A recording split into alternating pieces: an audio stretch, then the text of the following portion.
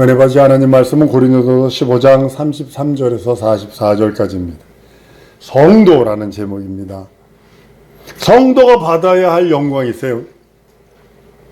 육체 때를 성령 아래서 사는 건데, 성도가 받을 영광을 성도인데도 불구하고 성도가 받아야 할 성령의 인도하심을 받지 아니하면요, 나중에요 진짜 책망듣습니다. 성도는요, 예수를 구주로 믿고 거룩해진 자들을 의미하거든요. 예수를 내 구세주 내 하나님 내 주로 믿고 거룩해 된 자들입니다. 그래서 그들의 모임을 교회라라고 표현을 합니다. 성도는 그 이름이 하늘에 있어요. 우리 땅에도 이름이 있지만 하늘에도 이름이 있습니다. 하나님의 나라에 속한 시민권자라고 성경은 말씀을 합니다. 성도는 보내심을 받은 자라는 의미로서 그 의미를 내표하고 있고요. 사도가 보내심을 받은 자인 것처럼 성도 또한 성령에 의해서 보내심을 받은 자입니다. 그리스도께서 이 땅에서 일하신 것처럼 일하는 자들이 성도입니다. 하나님의 아들이 아버지 품속에 계시다가 그 말씀이 육신이 되어 이 땅에 오셔서 아버지 일을 이루셨던 것처럼 성도 또한 하나님의 아들로서 하늘에 속한 자이지만 이 땅에서 파송을 받아 일하는 자들입니다. 어떤 의미에서 성도는요, 이 세상 사람은 아니에요. 사실은요, 영적인 의미에서는요, 이 땅에 살지만 이 땅에 속한 사람이 아니라는 그런 의미이기도 합니다. 이 땅에서 구원받은 즉시 하늘에 속한 신분이 되어지게 되어 있습니다. 몸은 이 땅에서 사는 것이에요. 육체는 이 땅에서 삽니다. 영혼은 하늘에서 사는 것으로 성경은 말씀하고 있는 것입니다. 그래서 성도 육체가 죽는 일에 대해서는 절망을 느끼거나 두려워하지 않습니다. 장례식장에 이제 가보면 막 예수 믿는 사람과 예수 믿지 않는 사람과의 차이가 있어요. 예수 안 믿는 사람의 막 기절하고 막, 아유, 듣기도 소름 끼치는 그 울음 있잖아요. 그거 곡소리라 그러거든요. 근데 그 곡소리는요, 각각 사람마다 다 달라요. 다 달라요. 근데 성도가 하나님 나라가 다음에 보는 거니까 그 문에서 보자. 우리 찬양하잖아요. 많은 사람은 육체만 붙들고 사는 불신자들은 육체의 죽음을 끝이라고 생각해서 절망이라고 생각하고 두려워하고 슬퍼합니다.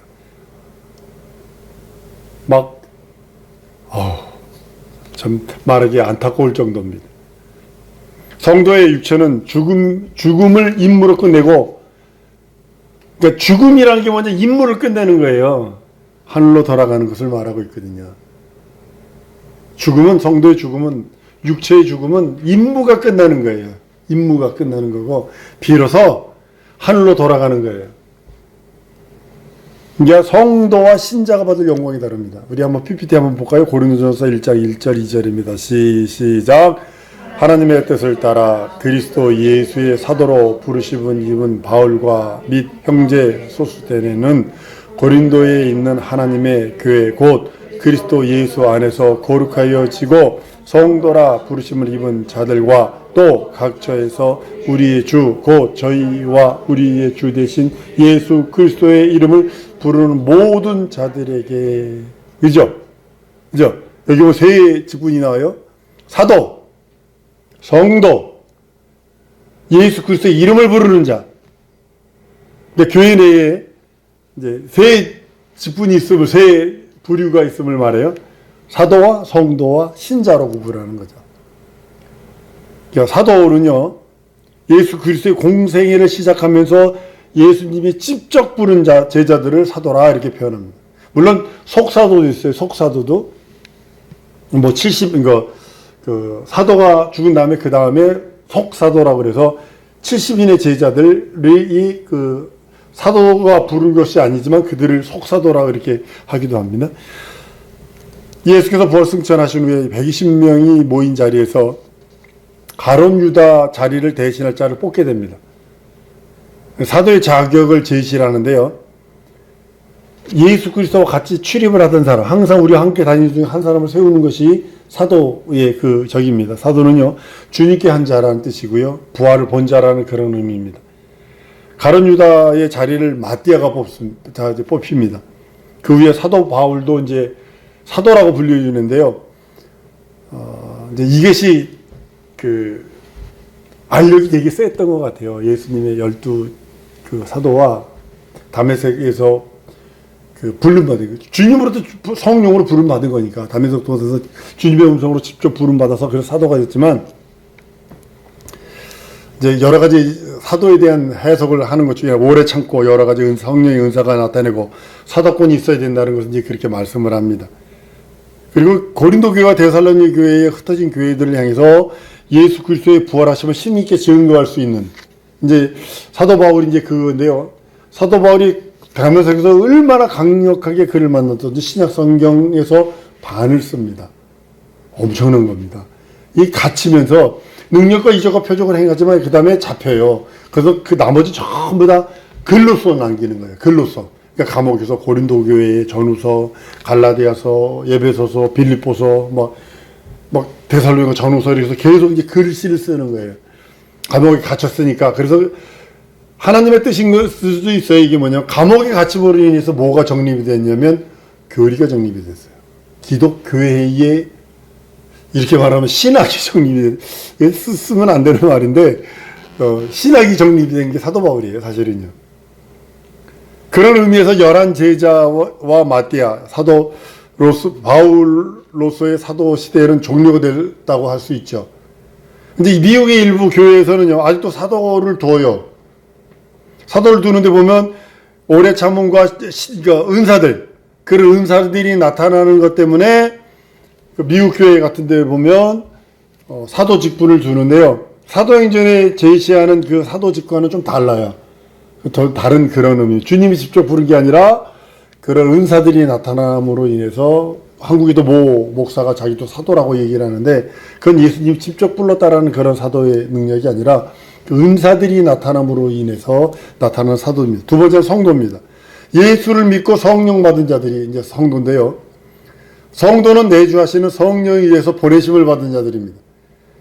보내심을 받았기 때문에 성령의 직임이 예수를 증거하는 것이기 때문에 성령을 받은 성도가 성령의 인도하심을 따라 예수의 증거하는 삶을 사는 거예요. 삶으로든 선한 영향력으로든 어느 곳이든지 진리 가운데로 인도하는 것입니다.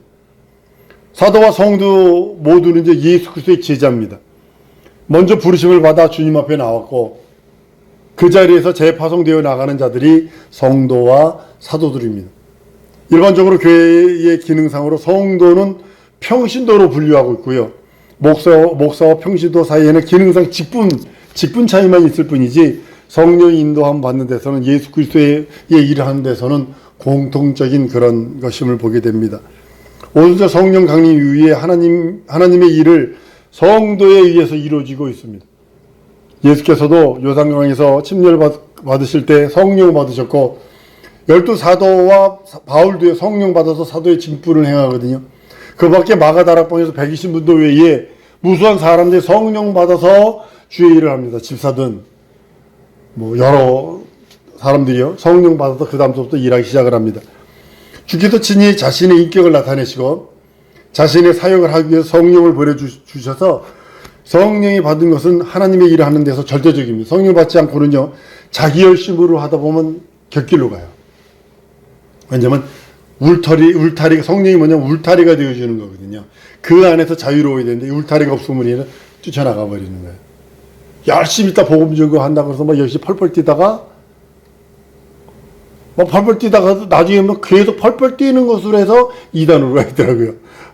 그러니까 그 바운더리가 무너져 버리고 성령의 그 바운더리가 무너져 버리니까 그런 것을 보게 됩니다.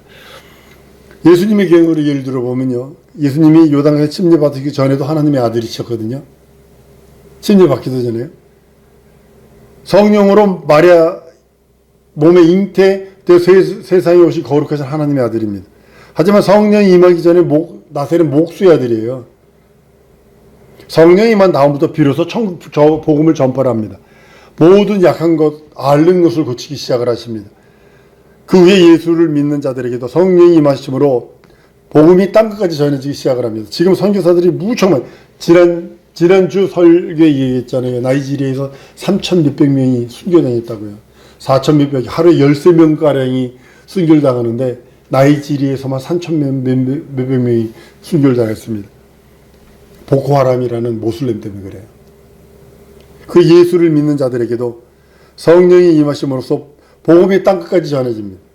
선교사들이 그래서 나가는 거예요. 목숨 내걸고 나가요. 바울 선교에서도 순교하거나 예를 들면 순교에 납치당해서 순교당하면 우리는 철칙이 있어요. 보석금을 그걸 주지 않는다 이렇게 기록되어 있을 거예요. 예전에 그랬는데 지금 모르겠어요. 엄밀히 말하면요, 구원받은 예수의 보혈과 그 이름으로 완전해지고 성령의 사역을 위해서 임하시는 것이 성령입니다. 성도는 성령의 직분을 받은 자고 은사를 가진 사역자입니다. 여러분 은사를 구하셔야 돼요. 성품마다 다 다를 수 있어요. 은사가 있어요. 어떤 사람은 잘 가르쳐요. 어떤 사람은 설교를 잘하는 은사가 있어요. 신유가 있기도 하고요. 또 어떤 사람은 또 섬기는 은사가 있고, 어떤 사람은 전도하는데 그 사람만 가면 그냥 막 전도가 되는 그런 것이 있습니다. 그게 은사가 있기 때문에 우리는 은사를 구해야 합니다. 그래서 성도를 통해서 하나님이 일하시기를 원하세요. 성도는 주 예수의 강림하실 때 첫째 부활에 참여할 자들입니다. 그래서 여러분과 나는 첫째 부활에 참여할 자입니다. 먼저 나간에 가서 쉬고 있죠. 성도들이 일어나고 땅에서 육체를 가진 성도들이 들림받아서 부활한 몸으로 공중에서 주님을 영접하게 될 것입니다. 이게 첫째 부활입니다. 그리고 그날에 주께서 성도들에게 일한 대로 상을 주시리라고 성경은 말씀을 합니다. 마태복음 달란트 비유를 보면요, 5달란트 받은 자, 2달란트 받은 자가 주님으로부터 말이 있습니다. 네가 작은 일에 충성했다 그런 거예요. 2달란트와 5달란트는요 질적으로 틀린 거예요. 금 2달란트는 많은 거예요. 한 70kg 정도, 62kg, 70kg 정도 되는 거거든요. 근데 금 5달란트는요 어마어마한 차이예요. 2배가 넘는 거잖아요. 근데도 주님은 작은 일에 충성했음이에요. 우리들이 눈으로 보기에는 금이 많네, 적네 이걸 볼 수 있어요. 돈이 많네, 적네. 근데 주님은 그걸 보는 게 아니라 그의 그릇이 2달란트고 그의 그릇이 5달란트야. 이걸 보시는 거죠. 내가 많은 것으로 내게 맡긴다 그랬어요. 상과 칭찬이 있다고 말씀하는 겁니다. 이처럼 예수의 공중 재림시 첫째 부활에 참여한 성도들은 주님과 함께 왕권을 행사하게 될 것입니다. 지금 성도들은 예수 이름의 권세를 힘입어 귀신을 쫓아내고 저주들을, 안대가 막힘들을 뚫어내고 질병과 질고들, 그것들을 저주할 수 있는 능력이 있는 이유가 거기 있는 것입니다. 그리스도께서 재림하실 때 더 큰 것으로 갚아주신다는 거죠.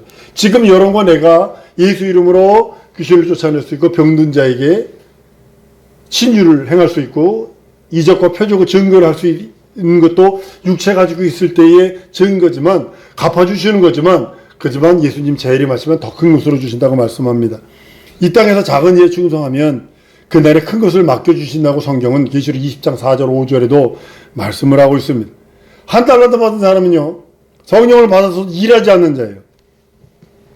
이거 심각합니다. 이건 성령을 받지 못한 자와 동일한 겁니다. 이거 1달란트 받은 자는요 진짜 절망스러울 겁니다. 일하지 않으면요, 성령 받았는데 일하지 않잖아요. 성령 받지 못한 자, 그 사람과 동일한 건 문 밖에 쫓겨납니다. 성에 참여할 수도 없습니다.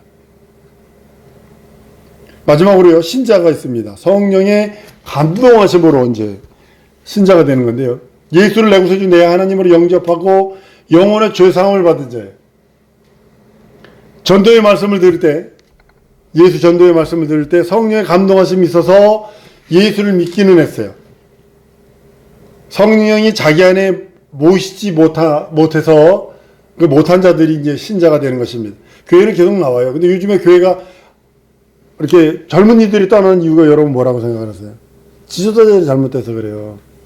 장로, 권사들이 실족하는 것을 보고서, 더 나아가서는 목사가 실족하는 것을 보고서 젊은이들 다 떠났어요. 신자들이 떠난 거예요. 신자들이 떠나버린 거예요. 예수 믿는 그 전파할 때 믿긴 믿었어요. 근데 왜 예수를 믿어야 하는지 설득력 있게 설명할 수가 없어요. 제가 주일 오후에 성경을 가르치는 이유가 다음 주서부터는 왜 믿어야 하는가, 예수를 왜 믿어야 하는가에 대해서 한 20주 정도 계속 하려고 합니다만, 예수를 믿으라고 전도지는 나눠줄 수 있으나 예수를 왜 믿어야 하는지에 대해 설득력 있게 설명할 수는 없어요. 왜냐하면 증거가 없으니까.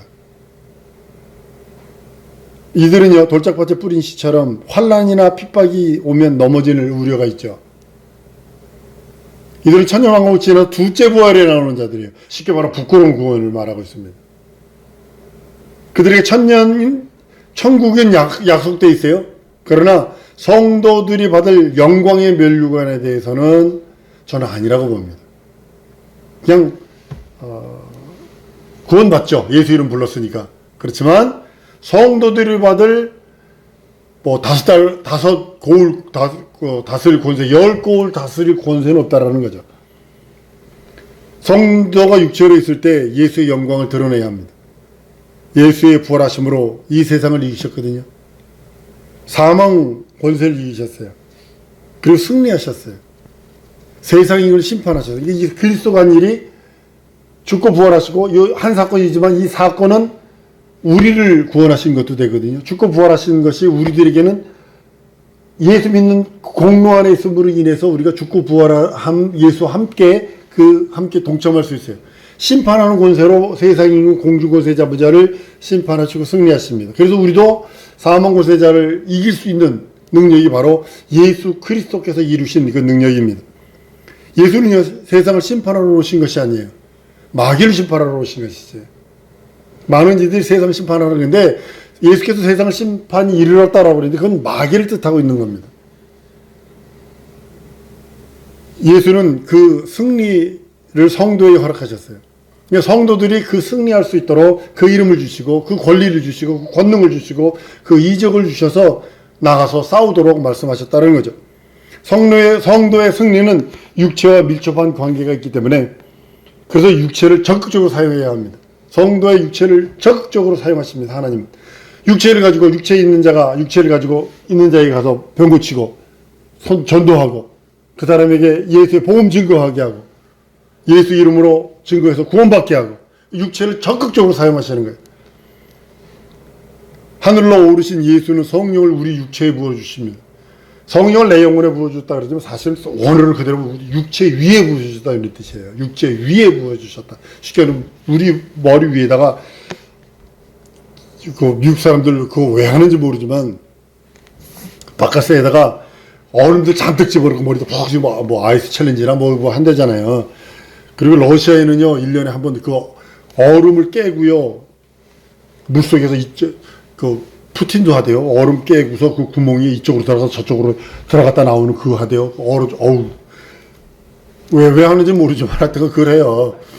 그러니까 우리 육체에 성령을 육체에 부어주신 거예요. 성령은 반드시 육체가 있는 신자들, 성도들에게 주는 거예요. 육체가 있는 자들에게 주는 거예요. 육체 없는 자에게 주는 거 아니에요. 육체가 있는 자에게 부어주시는 거예요.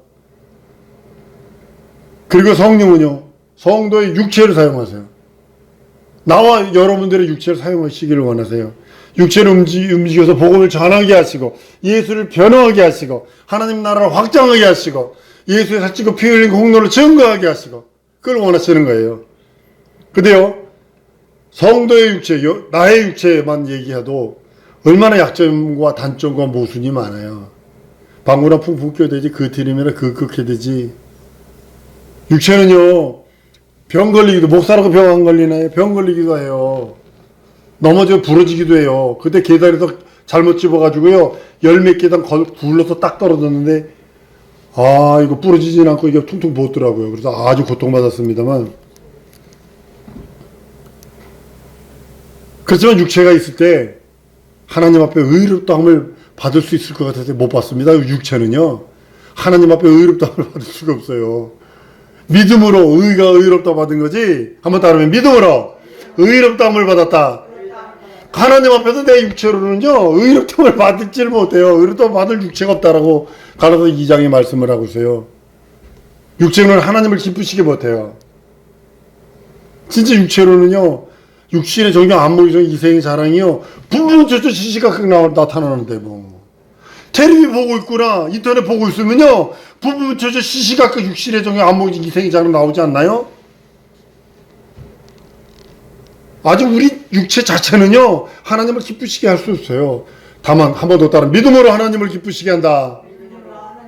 육체가 있는 내가 믿음이 있기 때문에 그 믿음으로만 하나님을 기쁘시게 하는 거지. 여러분 육신대로 살면 반드시 죽는다고 로마서 8장 13절에 말씀을 해요. 너희가 육신대로 살면 반드시 죽을 것이로되. 로마서 8장 8절에 육신에 있는 자 하나님을 기쁘시게 못하나니. 육신의 일은 또 하는 게 뭔지 아세요? 성령을 거슬려요. 갈라디아 5장 17절에 육체의 소욕은 성령을 거스리고 성령의 소욕은 육체를 거스리라니 이 둘이 서로 대적하므로 너희의 원하는 것을 하지 못하게 합니다 라고 말씀을 합니다. 육체는요 이럴 수밖에 없어요. 그럼에도 불구하고 믿음으로, 그럼에도 불구하고 예수 이름을 믿는 믿음으로. 육신은 장차 영이 누리게 될 달란트와 같은 거예요. 여러분의 육체는 달란트와 같은 거예요. 여러분의 영이 누릴 달란트와 같은 거예요. 여러분이 영이 받을 면류관과 같은 거예요. 육체가요. 때를 따라서 하나님의 뜻을 쫓아 육신의 남은 때를 다해야 합니다. 곁길로 가면 안 됩니다. 돌아가는 길 가지 마세요. 예수님의 남은 고난을 채워야 한다고 사도 바울은 골로새 1장 24절에 내가 이제 너희를 위하여 받는 괴로움을 기뻐하고 그리스도의 남은 고난을 내 몸, 그의 몸된 교회를 위하여 내 육체에 채운다라고 말씀을 합니다. 여러분 육체는 기회입니다. 마지막 기회입니다. 육체가요 돈 벌 수 있는 기회고 쾌락을 누릴 수 있는 기회고 놀러 다닐 수 있는 기회도 돼요. 그렇죠? 그렇지만 자기 영혼을 때를 위해서 일할 기회, 멸류관을 위해서 일할 기회, 하나님의 나라와 의를 위해서 그 하나님의 의를 덧입는 기회, 신령한 일을 할 수 있는 마지막 기회입니다. 마지막 기회. 난 어떤 목사님들, 실수하는 목사님들 보고서 난 저러지 말아야 되겠다 한 게 있어요. 큰 교회, 후배 교회 가서 축도 한번 시켜달라고 축도해줬더니, 축도해서 선배가 해줬더니, 축소해서니까 300만원 내놓으라고. 돈 내놓으라고. 500만원 내놓으라고. 왜 그딴 짓을 왜 해요? 그럼 마지막에 자기 영혼의 때를 준비치 않아서 그래요. 선교지에서 일할 것 너무너무 많은데, 지방이 내려가잖아요. 목회자가 없어가지고 문 닫아 놓은 교회가 지방에 수두룩 빼곡해요. 근데 올 사람이 없대요. 하나도 안 온대요. 육체는요, 부활할 때 육체는 흙으로 돌아갑니다. 영은 신령한 몸으로 변화될 것입니다. 육체는요, 창조의 멸류관이고, 여러분 멸류관을 받을 수 있는 창조의 멸류관이에요. 육체가요. 누가 천국 갔는데 개털모자 쓰레기통에서 털털 털어가지고 개털로 만든 모자 하나 씌워줘, 천사가 씌워줬다고, 그럼 부끄러워가지고 막 어쩔 줄 몰라 했다고 환상 속에서 그 입신한 다음에 그 갔다 온 사람이 얘기하잖아, 간증하잖아요. 육체 있는 자는 자기 육체만 위해서 일해서 그래요. 자기 육체만 일해서면 구원받고 한 달란트 받은 자와 같은 거예요. 한 달란트 받은 자와 같은 거예요. 마지막으로요, 육체는요, 능력의 도구가 될 수 있습니다. 하나님의 손에 붙들림마다, 한번 따라 하십시다. 하나님의 손에 붙들림마다 사용받기 원합니다. 능력의 도구가 될 수 있거든요. 이와 같이 하나님은 자기 일을 하시는데 성도들, 사람들을 사용하십니다. 하나님이 사람을 부르시는 것은 자기 일을 맡기시라고 부르시는 거예요. 하나님은 무엇이 부족하여 사람에게 섬김을 받아야 하는 분이 아닙니다. 제비다리 꺾어놔가지고 박씨 하나 얻으려고 우리들에게 그러는 것이 아니라 사도행 17장 25절에 또 무엇이 부족한 것처럼 사람의 손으로 섬김을 받으시는 것이 아니라 이는 만민에게 생명과 호흡과 만민을 친히 주시는 자시더라 그랬어요. 생명과 호흡, 만민을 친히 주시는 자라는 거죠. 우리들에게 생명과 은혜를 주시기 원하시는 분이 하나님이십니다. 그래서 육체 있는 동안에 그 은혜 받으려면 육체를 위해서 사용하는 것이 아니라 자기 영혼의 때 하나님의 일에 거룩한 도구가 되라는 거죠. 많은 사람이 난 생명만 얻으면 돼, 난 은혜만 얻으면 돼. 이 사람은 가세 상태에 있는, 거마 상태에 있는 사람과 동일한 거예요. 콧구멍에다 호수 끼고 입에다 그냥 어우 진짜 간호사를 은총이 없어요. 그냥 코에다가 그 호수 껴놓는다 거기다 밥 주는데요.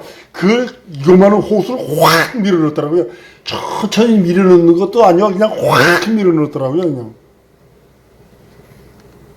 육체는요, 하나님께서 우리를 사용하시기를 원하시는 하나님의 거룩한 도구, 의의 도구로 사용받기를 원하시는 겁니다. 이것이 특별한 사명을 부여하기 위해서 우리 육체를 성도들을 사용하시기를 원하는 겁니다. 여러분과 나의 일은요, 다른 것이 되면 안 됩니다.